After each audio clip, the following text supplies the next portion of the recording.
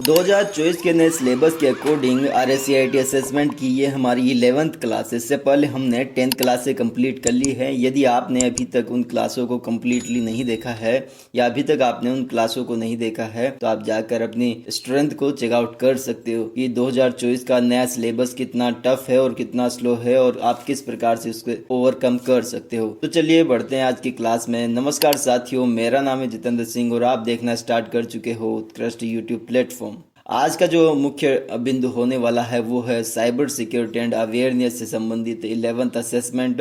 तो चलिए स्टार्ट करते हैं आज का असेसमेंट। RSCIT वाले स्टूडेंट इस क्लास को अवश्य देखें क्योंकि ये काफी ज्यादा बेनिफिट प्रदान करने वाली है। तो चलिए स्टार्ट करते हैं आज की क्लास। सबसे पहला क्वेश्चन है डैश कुछ वेद प्रोग्रामों में एम्बेडेड एक कोड है जो कुछ शर्तों के पूरा होने पर विस्फोट करने के लिए सेट किया जाता है। तो आपका सही आंसर क्या हो जाता है? देखिए, विस्फोट करने की बात हो रही है, यानी कि एक ऐसा प्रोग्राम होता है जो आपके कंप्यूटर में सेट कर दिया जाता है और जैसे उसकी शर्तें या उसके टास्क कंप्लीट हो जाते हैं वो ऑटोमेटिक ही अपना काम करना स्टार्ट कर देता है। तो उसे बोलते हैं लॉजिक बॉम्ब। आपका ऑप्शन नंबर सी यहाँ पर सही हो जाता है। नेक्स्ट क्वेश्चन देख लेते हैं। निम्नलिखित में से वह कौन सा सॉफ्टवेयर का प्रकार है जिसमें स्वयं प्रतिकृति सॉफ्टवेयर होता है जो फाइल और सिस्टम को नुकसान पहुंचाता है? तो आपका सही आंसर हो जाता है यहाँ पर वायरस। वायरस मतलब होता है कि वो अपनी प्रतिकृति यानी कि अपनी जो रेप्लिकाज है, अपनी कॉपीज है, वो बनाते रहता है।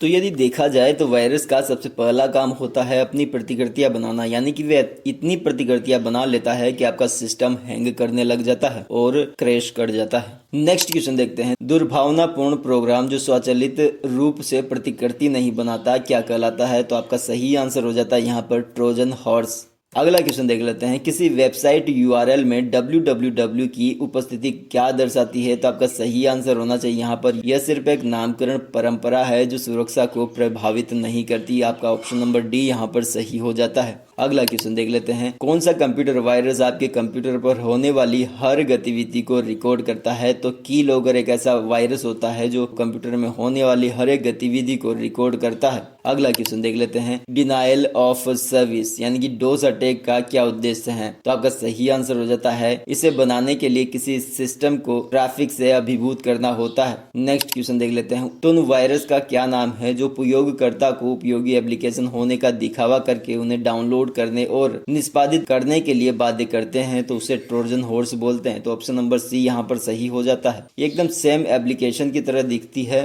नेक्स्ट क्वेश्चन देख लेते हैं। क्रेडेंशियल फिशिंग हमले का प्राथमिक लक्ष्य क्या है? तो आपका सही आंसर हो जाता है यहाँ पर उपयोगकर्ताओं नाम और पासवर्ड जैसी संवेदनशील जानकारी प्राप्त करना ही इनका मेन उद्देश्य होता है। यानी कि आपको पता होना चाहिए कि फिशिंग अटैक में आपकी महत्वपूर्ण जानकारी निकाली जाती है। नेक्स्ट क्वेश्चन देख लेते हैं। कंप्यूटर चालू होने पर निष्पादन होने वाले वायरस कौन से हैं? तो आपका सही आंसर हो जाता है बूट सेक्टर।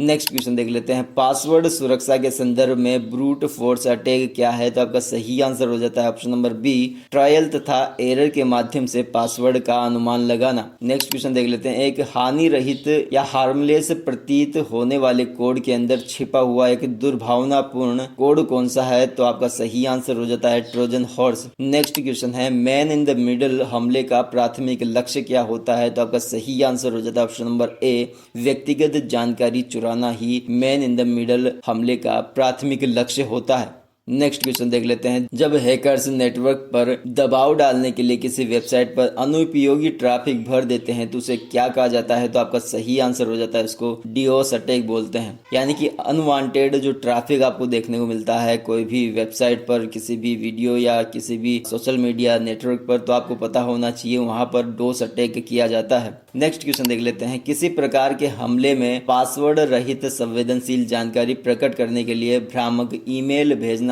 शामिल है? तो आपका सही आंसर हो जाता है फिशिंग अटैक। नेक्स्ट क्वेश्चन है। किसी वेबसाइट URL में HTTPS का क्या अर्थ है? देखिए, हाइपर टेक्स्ट ट्रांसफर प्रोटोकॉल तक ठीक है, लेकिन अगर उसके पीछे एस सिंबल भी आपको देखने को मिलता है तो आपको समझ लेना कि वो सिक्योर का सिंबल है। यानी कि ऑप्शन नंबर ए यहाँ पर सही हो जाता है। Hyper text transfer protocol secure is the correct answer. Next question देख लेते हैं। एक वेबसाइट यूआरएल जो कि hyper text transfer protocol secure से शुरू होता है और एड्रेस बार में एक पेन लॉक आइकन शामिल होता है, ये क्या दर्शाता है? तो आपका सही आंसर हो जाता है यहाँ पर वेबसाइट इंक्रिप्शन के साथ सुरक्षित करना, ये आपको दर्शाता है। अगला क्वेश्चन है वीपीएन का पूर्ण रूप क्या है? तो आपका सही आंसर होना चाहिए यहाँ पर virtual private network is the full form of a VPN. अगला क्वेश्चन देख लेते हैं। फायरवॉल का उपयोग क्या है? तो इंटरनेट पर प्रसारित पैकेटों को फिल्टर करना ही फायरवॉल का मुख्य उद्देश्य है, इसलिए आपके कंप्यूटर में हमेशा फायरवॉल रनिंग रहना चाहिए। नेक्स्ट क्वेश्चन देख लेते हैं। निम्न में से कौन सा स्वतंत्र दुर्भावनापूर्ण प्रोग्राम है जिसके लिए किसी होस्ट प्रोग्राम की आवश्यकता नहीं होती? तो आपका सही आंसर हो जाता है यहाँ पर वर्म। अगला क्वेश्चन देख लेते हैं। सुरक्षित ब्राउजिंग के लिए ब्राउजर कैश और कुकीज को नियमित रूप से क्लियर करने का उद्देश्य क्या है? तो आपका सही आंसर हो जाता है ऑप्शन नंबर ए वेबसाइट का प्रदर्शन बढ़ाना। यानी कि अगर आपके पास ऑलरेडी कैश या फिर कुकीज सेव हैं तो आपका जो यूआरएल है, वेबसाइट है, ब्राउजर है, वो धीमे काम करेगा। अगला क्वेश्चन है। निम्न में से कौन इंटरनेट पर यूजर्स की गतिविधि पर नजर रखता है और किसी अन्य तक पहुंचाता है? तो आपका सही आंसर हो जाता है स्पाईवेयर। स्पाईवेयर क्या करता है कि स्पाइंग करते रहता है हमेशा, यानी कि आपके हर एक गतिविधि की जासूसी करने का काम कौन करता है? तो स्पाईवेयर।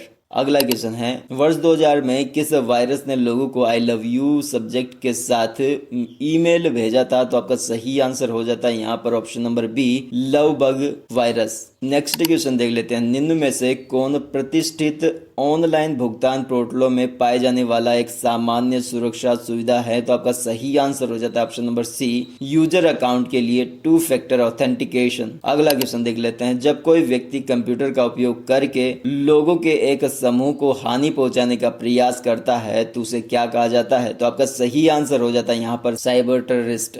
नेक्स्ट क्वेश्चन देख लेते हैं। पासवर्ड अटैक के संदर्भ में कीलॉगर क्या है? तो आपका सही आंसर हो जाता है यहाँ पर एक प्रकार का फिशिंग अटैक ही कीलॉगर है। अगला क्वेश्चन है। एक वायरस जो सबसे पहले एप्रानेट पर पाया गया था कौन सा है? तो क्रीपर नाम का एक वायरस था जो सबसे पहले एप्रानेट पर पाया गया था। अगला क्वेश्चन है। इंक्रिप्शन और डिक्रिप्शन तकनीक के निर्माण और उपयोग का अध्ययन क्या कहलाता है? तो उसे क्रिप्टोग्राफी बोलते हैं। तो ऑप्शन नंबर यहाँ पर बी सही हो जाता है क्रिप्टोग्राफी। अगला क्वेश्चन देख लेते हैं। निम्न में से कौन आपको स्पैम से नहीं बचाता? तो आपका सही आंसर हो जाता है पॉपअप ब्लॉकर। अगला क्वेश्चन है। रैंसमवेयर को किस उद्देश्य से डिजाइन किया गया है? तो आपका सही आंसर हो जाता है ऑप्शन नंबर सी फाइलों को इनक्रिप्ट करना और उनको रिलीज करने के लिए भुगतान की मांग करना। अगला क्वेश्चन है। साइबर सुरक्षा के संदर्भ में फिशिंग क्या है? तो आपका सही आंसर हो जाता है संवेदनशील जानकारी शेयर करने के लिए व्यक्तियों को ठगने का प्रयास ही यहाँ पर साइबर सुरक्षा के संदर्भ में फिशिंग अटैक है। अगला क्वेश्चन है। ऐसे कंप्यूटर प्रोग्राम जो अटैकर्स द्वारा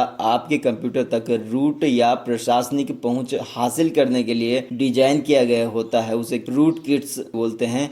अगला क्वेश्चन देख लेते हैं। निम्नलिखित में से कौन सा कंप्यूटर थ्रेट का एक वर्ग है? तो आपका सही आंसर हो जाता है यहाँ पर डोस अटैक।